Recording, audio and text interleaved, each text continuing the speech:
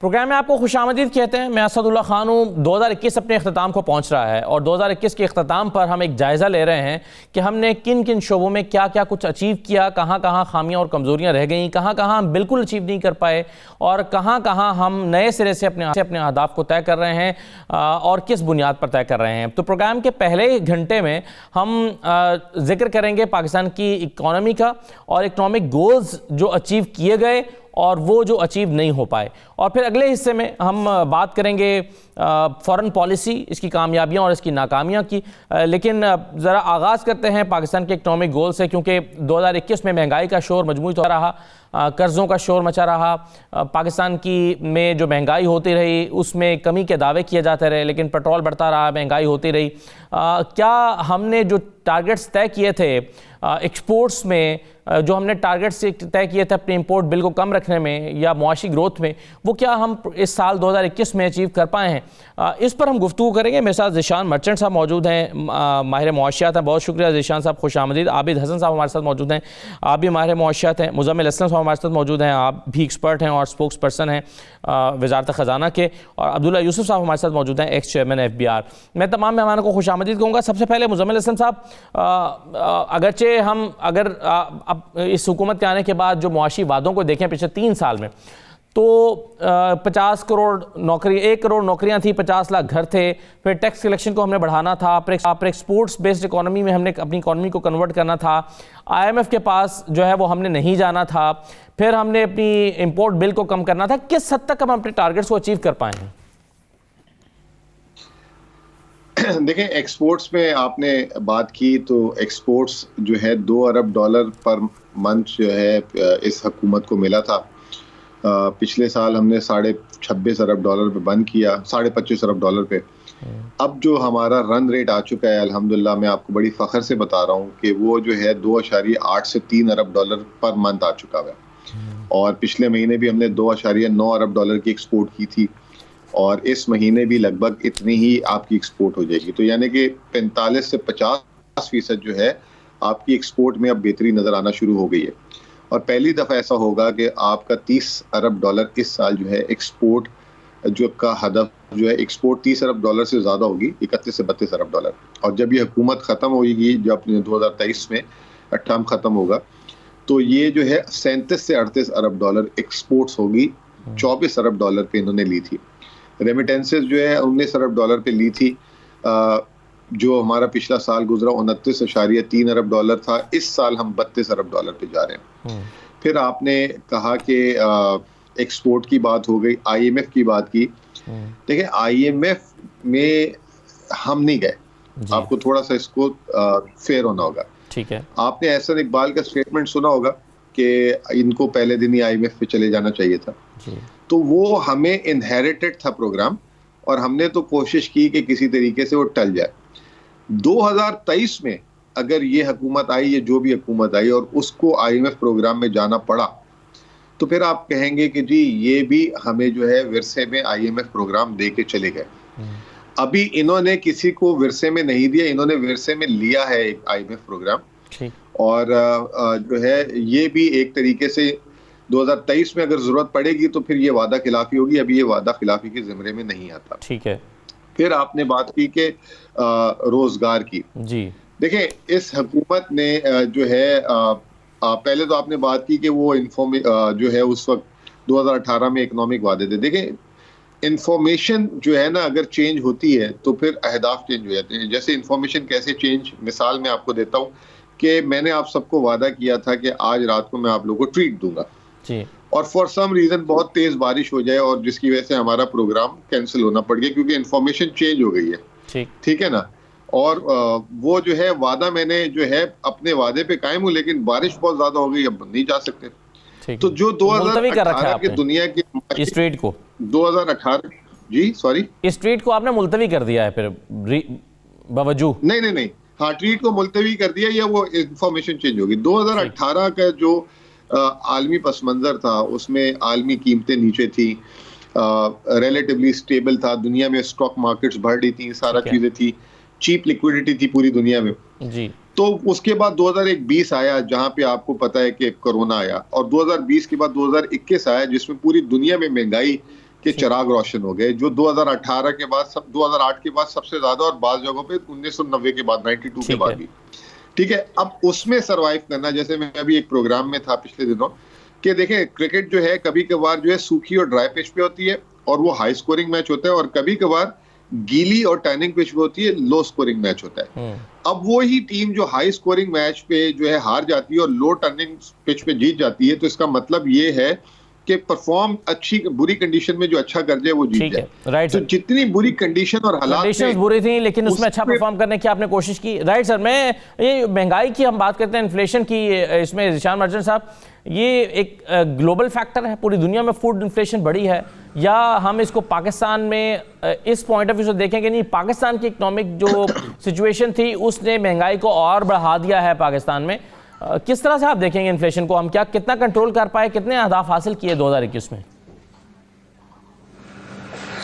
बिस्मिल्लाहिर्रहमानिर्रहीम। देखिए, मैं सबसे पहले तो मुजम्मिल की बात से किसी हद तक तायीद करता हूं कि जो मुजम्मिल ने फिगर्स बताए हैं वो बुनियादी तौर पे बिल्कुल ठीक है, लेकिन जो महंगाई की जहां तक आप बात कर रहे हैं तो महंगाई इंटरनेशनली बिल्कुल बढ़ी है, लेकिन पाकिस्तान में इसका इम्पैक्ट बहुत ज़्यादा इस वजह से आया है कि पाकिस्तान में जो डॉलर जो है उसकी प्राइस भी बहुत तेज़ी से ऊपर गई है।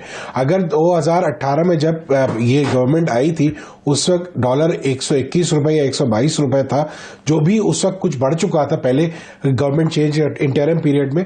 उसके बाद से आज जो डॉलर है वो 176, 178 और अब 180-85 की बातें हो रही है। तो पाकिस्तान को जो हिट मिली है वो दो तरीके से हिट मिली है। एक तरफ इंटरनेशनल प्राइसेस बढ़ी है, दूसरी तरफ जो है आपकी जो डॉलर का रेट है वो बढ़ने से अगर जो चीजें हम इंपोर्ट कर रहे हैं उस पर बहुत बड़ा एक इम्पैक्ट आया है। इसका फ्लिप साइड ले लीजिए, इससे टैक्सेशन भी पाकिस्तान का बढ़ना शुरू हो गया, टैक्स टारगेट्स भी पूरे हो रहे हैं। लेकिन अगर मैं एक जनरल पर्सपेक्टिव से, एक आम आदमी के पर्सपेक्टिव से बात करता हूं तो एक आम आदमी नाराज भी है, एक आम आदमी परेशान भी है और एक आम आदमी फिक्रमंद भी है। परेशान यूं है कि उसे पता नहीं है कि आगे क्या होने वाला है, फिक्रमंद यूं है कि उसको अपने माश रोज यानी जरिए माश कैसे हासिल होगा, क्योंकि या तो इकोनॉमी जब अच्छी चल रही होती है, जब जॉब्स क्रिएट हो रही होती है, जब जॉब्स होती है, सिक्योर्ड होती है, तो इन्फ्लेशन इतना ज्यादा परेशान नहीं करता है, चाहे नंबर्स जैसे भी हो, क्योंकि तनख्वाहें भी बढ़ रही होती है। लेकिन जो over the last few period आप ले, मुजम्मिल ने बिल्कुल ठीक कहा, कोरोना में बहुत सारी परेशानियां हुई, लोगों के ऑफिसेज भी बंद हुए, लोगों को तनख्वाहें भी नहीं मिली, लेकिन इसके साथ साथ जॉब सिक्योरिटी भी लोगों की कम हुई है। अब जैसे पिछले साल हमने देखा कि कुछ ग्रोथ आना शुरू हुई है, तो अब अगर ये रियल टर्म्स में आगे नजर आती है तो यकीनन इसका इम्पैक्ट कहीं ना कहीं सब्सिडाइज हो जाएगा। लेकिन अगर ये रियल टर्म्स में आगे नजर नहीं आती और ये डॉलर इसी तरीके से फ्री फ्लोट होता रहा या इसी तरीके से टैक्सेस का बोझ पड़ता रहा उन्हीं लोगों पे जो टैक्स दे रहे हैं, तो यकीनन आगे चल के मुश्किलात नजर आती है और ये कोई बहुत अच्छा दौर आगे नजर नहीं आ रहा। परवरदिगार ने पाकिस्तान को हमेशा बुरे हालात से निकाल के रेस्क्यू किया, हो सकता है कि आगे भी कोई ऐसी गैबी मदद हमें मिल जाए। जैसे ऑयल बिल्कुल एक दफा हमने देखा कि ऑयल पीक पे गया, ऑयल फिर वापस भी हुआ और नीचे भी हुआ, तो कहीं ना कहीं इंटरनेशनली भी हमें फर्क पड़ता है। लेकिन एक रियल चीज देखने वाली है कि हमने अपने तौर पे खुद कौन से ऐसे इक़दामात उठाए जिनकी वजह से हम ये आज कह सकते हैं कि हम 1 साल पहले से आज बेहतर है, या 4 साल पहले से आज बेहतर है, या 10 साल पहले से आज बेहतर है। तो अगर हम डोमेस्टिकली इन चीजों को एनालाइज करें तो हमें एक क्लियर पिक्चर थोड़ी सी नजर आना शुरू होगी। लेकिन वैसे अगर देखा जाए एक आम आदमी के पर्सपेक्टिव से तो एक आम आदमी इससे बहुत परेशान है। राइट सर, बिल्कुल ठीक है। आबिद हसन साहब, साल 2021 का इख्तिताम जो है वो मिनी बजट पर हुआ है, अगरचे इसका पास होकर इंप्लीमेंट होना भी बाकी है, लेकिन आप इसको कैसे देख रहे हैं? इससे महंगाई बढ़ेगी? क्योंकि वज़ीर ख़जाना हमारे कहते हैं कि ये सिर्फ 2 अरब रुपए जो है वो गरीब लोगों पर इसका बोझ डाला गया है। अपोजिशन के दावे मुख्तलिफ हैं, आप कैसे देख रहे हैं इसको? देखें, बात यह है कि जब भी टैक्स बढ़ता है तो ज़ाहिरी तौर पे कीमतें बढ़ेंगी। ऑफ कोर्स इट डिपेंड्स कि किस चीज़ पे टैक्स लग रहा है। अगर आपने लैंड क्रूजर पे टैक्स बढ़ा दिया है तो ऑब्वियसली जो लैंड क्रूजर खरीदने वाला है वो अमीर तबके से बिलोंग करता है, वो शायद पास ऑन ना कर सके 1-2 करोड़ की एडिशनल उसकी अगर क्रूजर आ रही है। ऑन दी अदर हैंड आपने अगर फूड आइटम्स पे जीएसटी मतलब जो एग्जम्पशन विड्रॉ की हैं या और चीज़ें जब आपने 300 पता नहीं आइटम्स पे विड्रॉ की हैं, ऑब्वियसली प्राइसेस बढ़ेंगी। अब वहाँ पे ये डिपेंड करता है, जब फर्म्स की जो प्रोड्यूसर्स हैं उनकी जब प्राइस बढ़ती है, क्या वो आगे अपने कस्टमर को प्राइस पास ऑन कर सकते हैं कि नहीं। अगर तो मार्केट बहुत कंपेटिटिव है फिर उनके लिए मुश्किल होगा। अगर मैकडॉनल्ड है वो मतलब किसी और बर्गर चेन से compete कर रहा है, वो सोचेगा कि भाई मीट की प्राइस बढ़ी है, अगर मैंने अपने बर्गर की प्राइस बढ़ा दी तो जो दूसरा बर्गर वाला है उसके हैमबर्गर ज्यादा बिकेंगे। तो इट ऑल डिपेंड्स। मुझे नहीं पता कि इन्होंने ये 2 बिलियन का नंबर कहाँ से आया है, but as a general principle ये 350 बिलियन जो इकट्ठा हो रहा है, a lot of it ultimately will. क्या ये दुरुस्त है कि गवर्नमेंट ये नहीं करना चाहती थी, खुशी से नहीं कर रही, आईएमएफ की शराइत को पूरा करने के लिए किया जा रहा है? एक तो इस कौम की बड़ी बदकिस्मती है, मतलब कि आईएमएफ, वर्ल्ड बैंक इन सबको ऐसे कर दी है जैसे जैसे हमें ये करने की जरूरत नहीं है।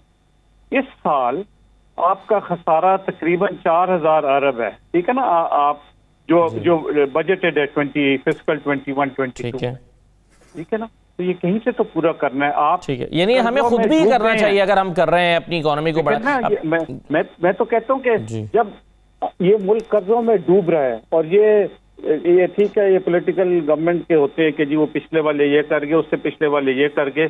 बॉटम लाइन ये है कि 40-50 साल से एज अ सोसाइटी हम ज्यादा कंज्यूम करें, जिसकी वजह से इंपोर्ट बहुत ज्यादा है, ठीक है ना। एज अ गवर्नमेंट हम खर्चे ज्यादा है, हमारा गवर्नमेंट का खर्चा तकरीबन 10,000 अरब है और टैक्स से 7,000 अरब जो भी रेवेन्यू है। तो क्यों कर रहे हैं? अभी कल मैं देख रहा था कि अनाउंसमेंट हो रही है कि जी पता नहीं सियालकोट से संबड़वाल की मोटरवे इफ्तिताह या पता नहीं बजट। भाई वो मोटरवे 5 साल बाद बनाए। जब आपके पास पैसे नहीं है तो फिर तो यही होगा ना, फिर आईएमएफ कहेगी कि यार आप किस तरह अपनी बुक्स बैलेंस करेंगे। मुजम्मिल तो ठीक है, he is a paid employee है, तो वही बात करेंगे जो गवर्नमेंट इनको कहेगा करने की। हमारे हालात जो हैं वो दे आर एक्सट्रीमली प्रिकेरियस, इसलिए कि हमारे ठीक है एक्सपोर्ट बढ़ गई है बट इंपोर्ट्स भी। अभी आप अगर ट्रेड कर पिछले 9 महीने में अंटिल सितंबर जो नंबर्स हैं इनके पास, मुजम्मिल के पास शायद ज्यादा होंगे, आपका जो है इंपोर्ट्स एक्सपोर्ट्स बढ़ी हैं बट इंपोर्ट मतलब उससे भी ज्यादा बढ़ गई है। आपका ट्रेड डेफिसिट अप टू सितंबर 27 बिलियन था और कैलेंडर ईयर 20 में 21 बिलियन था। ठीक है, तो ये आप हर वक्त भागे हुए जाएंगे सऊदी अरेबिया के भीख मांगने के लिए, हर वक्त जाएंगे आईएमएफ है, वो कहेगा कि यार हमें बताएं आप बैलेंस किस तरह करेंगे। आपने 30 साल से हमें वादे करते रहते हैं बैलेंस कर देंगे जी, ये कर दें, छूट दे दें। तो बॉटम लाइन इज कि ये जो सब कुछ हो रहा है इसका डबल हमें करना चाहिए और ये नहीं कहना चाहिए कि जी आईएमएफ हमें कह रहा है। ये फिर एक लैक ऑफ कन्विक्शन होती है। मैं बड़े मुल्कों में काम किए वर्ल्ड बैंक के साथ, कोरिया में, मतलब थाईलैंड, इंडोनेशिया, वहां का आज तक कभी फाइनेंस मिनिस्टर ने ये नहीं कहा कि जी आईएमएफ ने हमें ये कहा है ये करें। वो कहते हैं कि जी मुझे हमारे मुल्क को ये जरूरत है टैक्स लगाना, हमारे मुल्क को ये जरूरत है कि इंटरेस्ट रेट ठीक रखें, हमारे मुल्क को जरूरत है कि एक्सचेंज रेट जो ठीक होना चाहिए। हमारे तो ये एक अजीब एक फैशन जैसा बन गया है कि जी वैसे तो हम बड़े ठीक है मगर ये आईएमएफ एक ईवल बला है, वो हमें ये कह रहा है। हाँ सही है, और यहाँ पर तो ये आर्गूमेंट भी किया जाता है कि हमें तो आईएमएफ ये सब कह रहा था, हमने उसकी बात नहीं मानी और हम आधा माने और हमने ये किया है। इसको हो सकता है मेरा ख्याल है मुजम्मिल साहब इसको रिस्पॉन्ड करना चाहेंगे, लेकिन अब्दुल्ला यूसुफ साहब पहले ज़रा टैक्स कलेक्शन की बात हो जाए। ये वो शोबा है जिसको हम शायद इस मरतबा अपने हदफ पर हैं, क्योंकि हमेशा हर साल हम ये कह रहे होते हैं कि जी हम अपने टारगेट्स को अचीव नहीं कर पा रहे, हमने जो हदफ तय किया था उसको कम रिवाइज करना पड़ा अपने हदफ को। लेकिन इस मरतबा आप कैसा देखते हैं टैक्स कलेक्शन को 2021 में?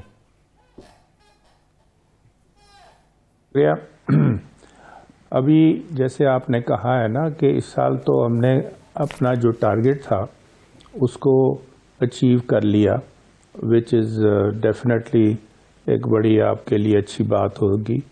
लेकिन मैं ये कहना चाहूँगा कि आप ये देखें कि जो ओवरऑल हमारी पोजीशन है इकोनॉमी की, वो बड़ा एक मरला मसला जो है वो है आपका फिस्कल डेफिसिट।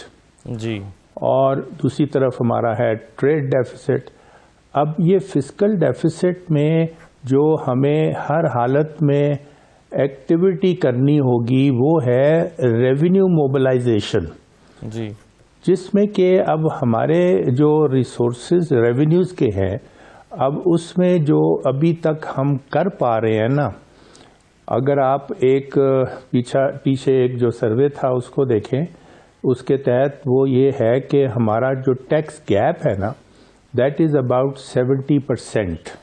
यानी इसका मतलब ये है कि अगर हम 100 रुपया कलेक्ट कर रहे हैं ना, तो 70 रुपीज़ हम कलेक्ट नहीं कर पा रहे। अब ये एक हमारे लिए बड़ा चैलेंज है, क्योंकि देखें अब जिस तरह से हमारी ये जो फिस्कल डेफिसिट चल रहा है और जिसमें हमारे डेट में जिस तरह इजाफा चल रहा है, that is not sustainable going forward.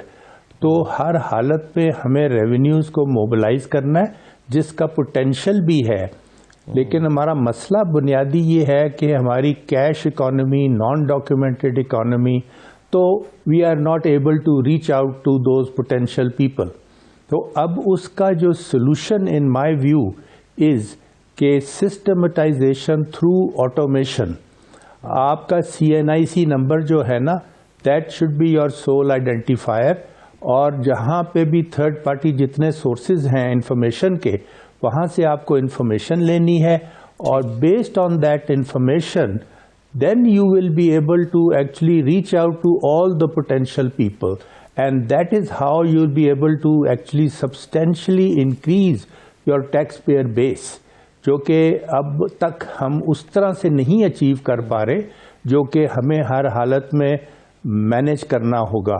तो गोइंग फॉरवर्ड मैं कहता हूँ कि ये एक बहुत बड़ा एक आपके लिए मैं कहूँगा कि टारगेट के तौर पे चीज़ आनी चाहिए, और फिर उसके ऊपर फोकस होना चाहिए, और I hope and I think कि उसका रिजल्ट भी आना चाहिए इंशाल्लाह। जी बिल्कुल सही है। कुछ तजावीज़ दी गई हैं, कुछ खदशात किया गया। मुज़म्मिल असलम साहब इस पर जवाब देना चाहेंगे। एक ब्रेक ले लेते हैं जी, ब्रेक के बाद वापस आते हैं।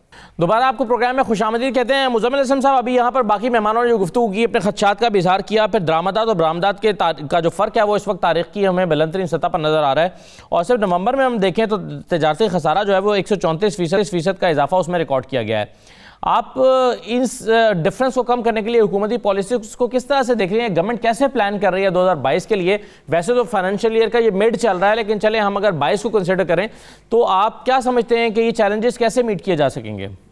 देखें जी, 3 साल में अगर तिजारती खसारे पे कम करने पे किसी हुकूमत ने काम किया है तो वो शायद इसी हुकूमत ने किया। और आपको याद होगा कि 2018 में जब तिजारती खसारा पाकिस्तान का जो है तारीखी बुलंद तरीन सतह पे चला गया था, अभी ज़ीशान ने भी बात की थी कि एक्सचेंज रेट जो है वो हर्ट कर रहा है महंगाई पे, नो डाउट। लेकिन अगर जब आप एक्सचेंज रेट को आर्टिफिशियली नीचे रखेंगे तो आपकी मुल्क में दरामदात ले जाएगी। ठीक है, तो वो इस हुकूमत ने जितना दरामदात पे कंट्रोल किया उसका आप देख लेंगे जो असरात ये थे कि जो हमारा इस साल जून में ख़त्म हुआ 10 साल का सबसे जो है नीचे करंट अकाउंट डेफिसिट आया था, $1.9 अरब सिर्फ मनफी, और ये $19 अरब था, यानी कि $17 अरब जो है नीचे किया 3 सालों में।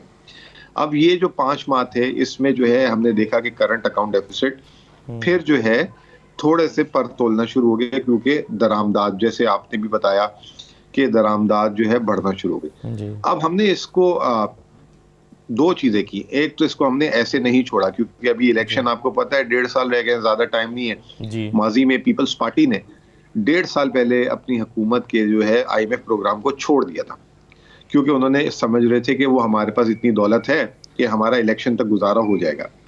और नून लीग ने भी आखिरी 1.5 साल में IMF प्रोग्राम से निकलते ही जो है शाहाना खर्चे शुरू कर दिए थे। हमने क्या किया? हमने सबसे पहले कि ये जो 5 महीने में जो आलमी असरात आए, हमने बजाय ये कि अपनी इलेक्शन कैंपेन को प्रिजर्व करने के हमने मुल्क का सोचा। हमने जो है करेंसी को 153-54 से जो है 178 तक लिया। आज 176 है, अल्हम्दुलिल्लाह क्लोज हुई है। हमने ये नहीं देखा कि ना लेफ्ट देखा ना राइट देखा कि हमारी पॉपुलैरिटी ग्राफ इससे कितनी जो है ऊपर होगी नीचे होगी। हम चाहते कर सकते थे, क्योंकि हमारे पास जितने रिजर्व से शायद किसी हुकूमत के अभी जिंदगी में नहीं है। $20 अरब स्टेट बैंक के पास उस पर रिजर्व से जुड़ा है। फिर उसके बाद हमने शरह सूद को भी बढ़ाना शुरू कर दिया। जी हाँ। उसकी सिर्फ बुनियादी वजह क्या कि हमें ये तिजारती खसारा जो है पाकिस्तान में जो तरक्की हो रही है, ग्रोथ 5% हो रही है, उसकी वजह से जो बढ़ रहा है नाजायज, मतलब नाजायज बोल रहा हूँ, सॉरी, ये जो कीमती अशिया है, गाड़ी वगैरह, इस तरह की चीजें, उसकी कंजम्पशन को कम करें, तो वो हमने किया। दूसरा, हमने जो है तिजारती बिल को बड़े गौर से देखा, तो इसमें आपको मैं बताऊं कि $1.7 अरब की सिर्फ वैक्सीन के लिए हमने पेमेंट की है। फिर इसके अलावा $2.5 अरब जो है हमने इजाफी पिछले साल के मुकाबले में तेल की पेमेंट, तेल उतना ही आया लेकिन $2.5 अरब हमें ज्यादा पे करने पड़े तेल की कीमत, इंपोर्ट बिल बढ़ा। फिर खाने के तेल पे जो है, खाने के तेल पे भी हमें जो है $1.25 अरब जो है ज्यादा देना पड़ा। तो हमने ये जो निकाला, ये जो हमारा दरामदी बिल बढ़ रहा है, क्योंकि अब्दुल्ला यूसुफ साहब ने भी बात बोली थी, बल्कि सॉरी, ये जो आबिद साहब ने बोली थी कि जी तिजारती इंपोर्ट इनकी बढ़ गई, तो इसमें 85% जो है वो कीमतों का अमल दखल आए की वजह से। बिल्कुल सही है सर। मैं ठीक है सर, आपने कहा कि आप पॉपुलर फैसले नहीं कर रहे हैं, मुश्किल फैसले कर रहे हैं, लेकिन मुल्क के फायदे में कर रहे हैं। मैं वक्त कम है, मैं चाहूंगा क्विकली 2-3 बातों का जवाब बाकी मेहमानों से भी ले रहा हूँ। जिशान साहब, एक्सचेंज रेट की बात हो रही थी, 160 और 180 के बीच में फिरता रहा है 2021 में हमारा रुपया। अभी आप इसको मजीद रुपये को गिरता हुआ देखते हैं 2022 में, या मुस्तहकम देखते हैं, या नीचे आता हुआ देखते हैं? Quickly sir. देखिए, मैं समझता हूं कि ये मजीद बढ़ेगा, क्योंकि जितने भी इंपोर्टर्स हैं, अगर आप उनसे बात करें तो वो ये कहते हैं कि ये आगे बढ़ जाएगा। मसला ये है कि जब तक आप अपनी चीजों को कर्टेल नहीं करेंगे, हम असल में जब तक इंपोर्ट सब्स्टिट्यूशन पे नहीं जाएंगे, तब तक हमारा ये फ्लाइट ऑफ डॉलर्स बाहर जाता रहेगा। बहुत हमें कोशिश करनी पड़ेगी, क्योंकि हमारा ज्यादातर रॉ मटेरियल जो है, जो हम एक्सपोर्ट भी करते हैं, जो मैन्युफैक्चर करके उसका रॉ मटेरियल हम इंपोर्ट करते हैं, तो जब तक हम इन्हिसार नहीं करेंगे अपनी दूसरी चीजों पे, जैसे अब बात हो रही थी ऑल्टरनेटिव एनर्जी की, लेकिन अनफॉर्चुनेटली सोलर पैनल्स पे जो है वो टैक्सेस लगा दिए गए। आई डोंट नो कि ये इसको किस तरीके से इसको सोचा गया है, और अगर कंसर्न्ड एफर्ट है तो मेरे ख्याल से बहुत सारी चीजों में गैप्स नजर आते हैं। बेकरीज को जो है टैक्स लगा दिया गया है, 7.5% में लेयर इन किया गया था कि आपका रिड्यूस रेट है, आपको टैक्स ज्यादा नहीं देना पड़ेगा, प्रोविंशियल टैक्सेस से भी आपका टैक्स कम है, ऑल ऑफ अ सडन उनको भी 17% पे ले गया गया। मैं समझता हूं कि ये चीजें जो है महंगाई बढ़ाएंगी, ये इससे महंगाई कम नहीं होने वाली है, महंगाई बढ़ने वाली है मेरे ख्याल से। अभी चूंकि ये टेबल हुआ है बिल, इसको जो है अगर थोड़ा सा सोच लिया जाए इसको, तो मेरे ख्याल से फायदा होगा। अदरवाइज जो है we are in for another price hike, और उससे गरीब आदमी को सबसे ज्यादा इफेक्ट पड़ेगा। Right sir. इसमें आबिद साहब, हम 2021 के इख्तिताम पर एक और चीज़ हुई है, और वो है स्टेट बैंक की खुद मुख्तारी। आपके ख्याल में ये खुद मुख्तारी, अगर ये खुद मुख्तारी है, इसको खुद मुख्तारी कहा जा सकता है क्या? एक तो ये बताइए, क्या ये मुमकिन है अमली तौर पर कि स्टेट बैंक को खुद मुख्तार कर दिया जाए, और दूसरा ये कि कैसा फैसला है आपके ख्याल में? जी, बात ये है कि अपनी लीगल जुरिस्डिक्शन में कोई खुद मुख्तार नहीं होता। आपका ख्याल है पाकिस्तान में कोई ऐसा है जो मतलब टोटली इंडिपेंडेंट हो? कोर्ट्स हमारे हैं, एग्जीक्यूटिव गवर्नमेंट है, तो जो इन्होंने स्टेट बैंक को ऑटोनॉमी दी है, बहुत अच्छी बात की है। इंपॉर्टेंट चीज है कि जो मॉनेटरी पॉलिसी है और एक्सचेंज रेट पॉलिसी, ये टेक्निकल ग्राउंड्स पे होना चाहिए, रादर देन कि जैसे अब्दार साहब, I think was a good minister of finance, but उनके ये माइंड में था कि ये एक्सचेंज रेट फिक्स रखना है। अब उन्होंने अपना खास बंदा स्टेट बैंक में जाके बिठा दिया और $100 पे फिक्स कर दिया। नेट रिजल्ट है कि हमारी कंपेटिटिवनेस गिरती गई, हमारी एक्सपोर्ट्स रिलेटिव टर्म्स में कम होती गई। तो इंडिपेंडेंट सेंट्रल बैंक बड़ा इंपॉर्टेंट है लॉन्ग टर्म मतलब मैक्रो इकोनॉमिक स्टेबिलिटी के लिए। बाकी रहा कि जी पार्लियामेंट को रिपोर्ट करेगा नहीं करेगा, क्या होगा, फलाने का एजेंट है। देखें, कोई ऐसा मुझे बताएं जिसको गवर्नमेंट फायर नहीं कर सकती इस मुल्क में जी। कल मतलब अगर गवर्नमेंट चाहे तो जो भी लॉ में लिखा है, they can ask this governor to resign, कोई रोक सकेगा? सो ये तो एक हम का ऑपोजिशन ने एक चीज निकाल ली है, because there is nothing better for them to, it's a very good step. Important thing is कि जी हर वक्त इस पोजीशन पे डिप्टी गवर्नर्स पे जो है, जो पाकिस्तानी लगे, वो काबिल लोग हों, एक्सपीरियंस्ड लोग हों। सही, चलेंगे तो अच्छी बात आप कह रहे हैं कि लॉन्ग टर्म में ये अच्छा होगा। अब मेरे पास वक्त बिल्कुल ही कम रह गया। अब्दुल्ला यूसुफ साहब, आप क्या देखते हैं 2022 में टैक्स नेट जो है वो बेस बढ़ती हुई नजर आती है गवर्नमेंट की पॉलिसीज को देखते हुए? देखिए, अब बात ये है कि गवर्नमेंट तो अपनी तरफ से एफर्ट तो कर रही है, लेकिन जो हमारा इशू है ना इस वक्त, वो काम कोई आसान नहीं है। जैसे मैंने पहले भी बताया कि ये चीज़ है, सारा मसला हमारा है जो कि हमारी कैश इकोनॉमी का मसला है। तो उसमें अब ये टैक्स पेयर बेस में जो सब्सटेंशियल इजाफा लाना है, ये बहुत ही ज़रूरी और बड़ा ही इम्पोर्टेंट एक आपकी एफर्ट है रिक्वायर्ड। और उस पे मैंने जैसे कहा कि आप जब इसको एक इशू ये बनाएं कि जी this is going to be through automation का प्रोसेस होगा जिसको हमें हर हालत में फॉलो अप करना है। फॉलो अप करना चाहिए। बहुत शुक्रिया सर, आपका प्रोग्राम में शिरकत करने तमाम मेहमानों का बहुत शुक्रिया। एक छोटा सा ब्रेक ले रहे हैं, हेडलाइंस आप देखेंगे और हेडलाइंस के बाद वापस आएंगे तो फॉरेन पॉलिसी पे बात करेंगे कि कैसी रही खारजी महाज पर पाकिस्तान को, कहाँ कहाँ कामयाबी मिली हैं, कहाँ कहाँ नाकामियाँ हुई हैं। इन तमाम चीज़ों पर गुफ्तगू करेंगे एक ब्रेक के बाद।